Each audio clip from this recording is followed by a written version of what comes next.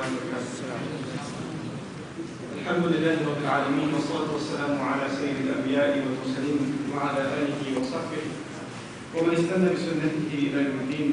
اللهم اجعلنا منهم ومن الذين آمنوا وعملوا الصالحات وتواصوا بالحق وتواصوا بالصبر. آمين يا رب العالمين. أما بعد.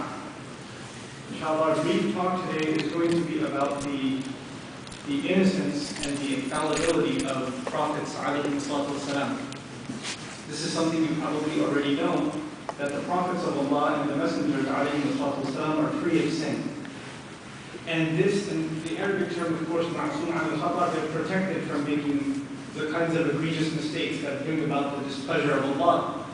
This concept is a very important one, and is one that actually makes us very significantly different from the people of the book. Because as the people of the book are today, as it stands today, even if they say they believe in Abraham, or they believe in Noah, or they believe in Moses, etc., etc., etc., they'll say, hey, we believe in these people too. Their belief in them is significantly different than ours because they attribute some very horrible things to, for example, Nuh alayhi salam, and to Dawud alayhi salam, and to Sulaiman alayhi salam. They say things about them we would never even imagine saying. We would never even imagine saying them. But they're commonly said about these prophets alayhi salam. Interestingly enough, there are even things said about Jesus and Isa alayhi salam by Christians that Muslims would find inappropriate. There are passages in the Bible dedicated to him, for example, scolding his mother. Scolding his mother. And then in Quran, Allah Azza wa Jalla absolves him and actually, proves his innocence by saying, وَبَرًّا بِوَالِدَتِي, that I'm good to my mother.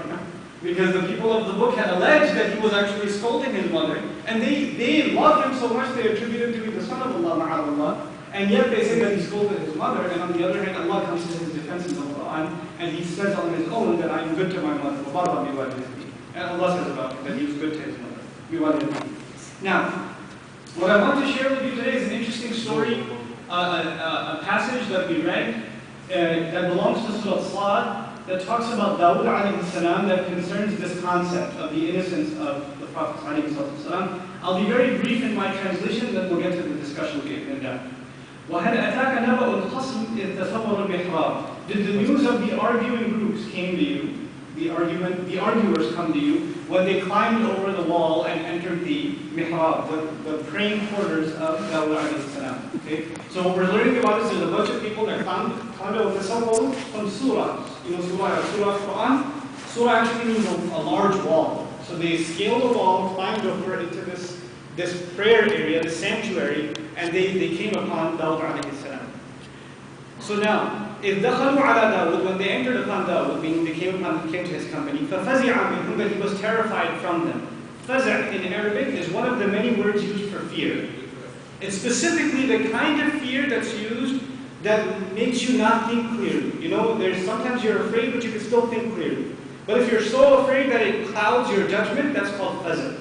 So فَفَزِعَ مِنْهُمْ قَالُوا لَا تَخَفْ, they said, don't fear. خَصْمَانِ بَغَى بَعْضُنَا عَلَى بَعْضٍ, two groups of arguers. Some of us have rebelled against others. فَحْكُمْ بَيْنَنَا بِالْحَقِّ, then make a decision between us with truth and justice.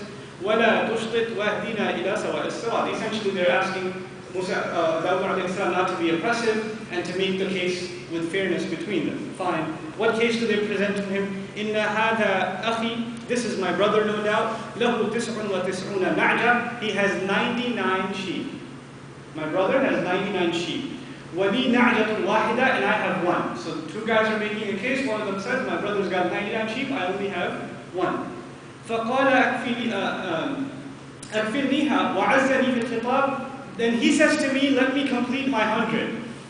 Meaning, give me your one so I can have a full 100.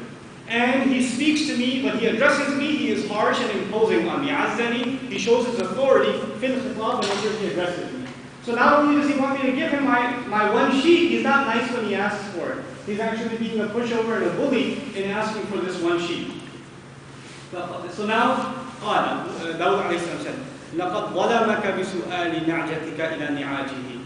You have wronged, so he turns to the guy who has 99, he says, you've wronged your brother for asking him for that one sheep, to combine it with your multitudes of sheep, your 99. وَإِنَّ كَثِيرًا مِنَ الْخُلَطَاءِ لَا يَبْغِي بَعْضُهُمْ عَلَى بَعْضٍ. And there are many, many, many business partners or people that are entwined in affairs with each other where some of them wrong the others. They oppress the other. One of them ends up usurping or overtaking the rights of the other. إِلَّا الَّذِينَ آمَنُوا وَعَمِلُوا الصَّالِحَاتِ وَقَلِيلٌ مَا هُمْ, except for those who believe and do righteous deeds, and how really few those are, meaning they believe and do righteous deeds and then don't cheat others in business also when they have the power to do so. Now, وَظَنَّ دَاوُدُ أَنَّمَا فَتَنَّاهُ, and Dawood realized, alayhi salam, that we were testing him. Meaning, who was testing him? Allah was testing him. He was putting him in fitna. Okay? فَاسْتَغْفَرَ رَبَّهُ وَخَرَّ رَاكِعًا وَأَنَابَ. Then he asked forgiveness of his Lord, meaning Dawood alayhi salam asked forgiveness of his Lord. He fell into ruku'ah. And then he returned back to Allah, meaning he made tawbah. Anaba, to return back to Allah. فَغَفَرْنَا لَهُ ذَلِكَ, then we forgave that for him. And the ayat go on. Now, the thing is, what is it that Dawood alayhi salam made istighfar for? After all, you and I, when we make istighfar, what do we make it for? Not something that we did that's good, something that we did that's bad, a sin. We make istighfar for missing a salah, we make istighfar for being greedy or being harsh to our family, etc., etc., etc. This is the things we make istighfar for. So the Mufassirun grappled with this issue. If the prophets are free of sin, why is he asking for forgiveness? And if he's asking for forgiveness, well, what's the sin? What's the crime to begin with? Now, in some tafseer, there is a narration reported on behalf of Ibn Abbas radiallahu anhu, allegedly. I will add the word allegedly, because later on there's a lot of criticism of whether that's actually from Ibn Abbas radiallahu anhu or not. And here's the basics of it. The essential idea is that Dawood alayhi salam had 99 wives. Okay, that's the narration. He had 99 wives. And he was looking out of his balcony, and a neighbor's balcony, he saw the wife of one of his generals, because you know that Dawood alayhi salam was a ruler, so he has generals working for him, so he sees the wife of another man. And he likes her, he wants to marry her too. So he sends the general off into battle where he knows he's going to be in an exposed position, he's going to get killed, so that when he gets killed, he can marry his wife. Now this is the narration. By the way, this comes from Israeliyat. Remember I began by sharing with you that the people of the book say things about the prophets that we wouldn't dare say? Now it's interesting that it's quoted, once it got quoted in one or two tafsir, it almost became a trend. And many, many, many tafsir started rehashing and reiterating the same narration. But the first thing we're going to do, in light of traditional scholarship that criticized this narration and said we should not be quoting it, which began actually from a statement of Ali radiallahu anhu, who said whoever quotes this and says this about Dawood alayhi salam should be whipped. Right? So we know that this isn't actually from Ibn Abbas radiallahu anhu, because Ali radiallahu anhu's statement is very strong about it. But instead of going into the chain of narration, we're going to go to the ayat themselves. We're going to try to figure out what's going on through the text itself, inshallah ta'ala. First and foremost, how many people were arguing? How many people? Two. The wording is khasm. Khasm in Arabic is what you would call in English a collective noun, which means a large group that is arguing. It's not a person, it's a group. It's a group. And even when it's mentioned khasmani, two arguers, it doesn't mean two people necessarily, it means two camps, each made up of multiple people. Okay? For example, هَذَانِ خَصْمَانِ اخْتَصَمُوا. Not اخْتَصَمَا, but اخْتَصَمُوا.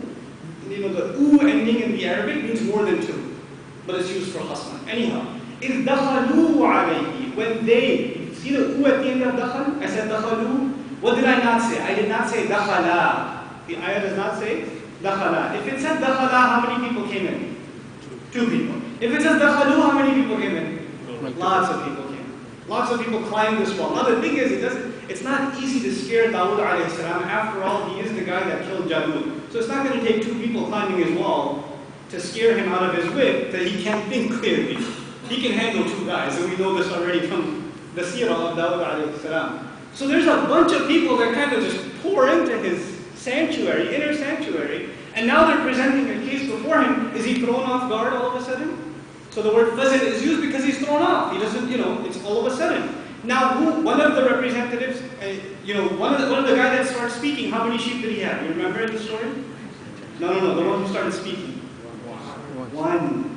And the one who he was complaining about had 99. So basically, you could say that the guy who's filing the lawsuit